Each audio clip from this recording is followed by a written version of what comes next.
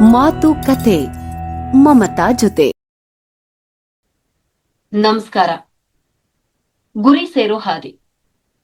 ಜೀವನದ ಗುರಿ ಸೇರೋ ಹಾದಿ ಹೇಗಿರುತ್ತೆ? ಹೂಗಳಿಂದಾನೆ ತುಂಬಿರುತ್ತಾ?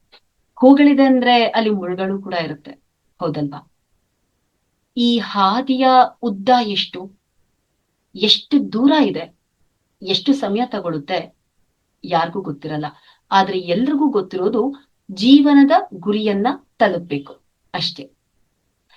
ಎದುರಾಗುವಂತಹ ಅಡೆತಡೆಗಳನ್ನ ಮೀರಿ ಕಷ್ಟಕರವಾಗಿರೋ ಈ ಹಾದಿಯಲ್ಲಿ ಕ್ರಮಿಸ್ಬೇಕಾದ್ರೆ ನಮ್ಮ ಜೊತೆಯಲ್ಲಿ ಇರ್ಬೇಕಾಗಿರುವಂಥದ್ದು ಏನೇನು?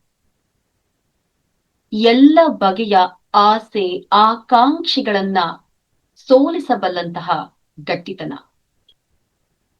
ಸಮಸ್ಯೆಗಳು ಪರಿಹಾರಗಳು ಏನೇ ಇರಲಿ ಅದೆಲ್ಲವನ್ನ ಮೀರಿ ಗುರಿಯತ್ತ ಮಾತ್ರ ಗಮನವನ್ನ ಕೇಂದ್ರೀಕರಿಸೋ ಚಿತ್ತ ನಿಶ್ಚಲತೆ. ಮತ್ತು ಎಲ್ಲದಕ್ಕಿಂತ ಪ್ರಮುಖವಾಗಿ ತನ್ನೊಳಗಡೆ ಇರುವಂತಹ ತಾನಲ್ಲದ ತನ್ನನ್ನ, ತಾನಾಗಿರುವ ತನ್ನನ್ನ ಸುಡಬಲ್ಲಂತಹ ಶಾಂತಿ.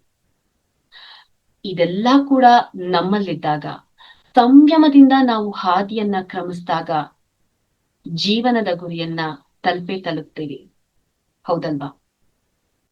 ಜೀವನದ ಆನಂದದ ಗುರಿಯನ್ನ ಸೇರುವಲ್ಲಿನ ನಮ್ಮ ಶ್ರದ್ಧೆ, ಸಂಯಮ, ಭಕ್ತಿಯ ಪ್ರಯತ್ನಕ್ಕೆ ಸದಾ ಹರಸಿ ಕಾಯುವ ತಾಯಿ ಬ್ರಹ್ಮಚಾರಿಣಿಗೆ ನಮನ.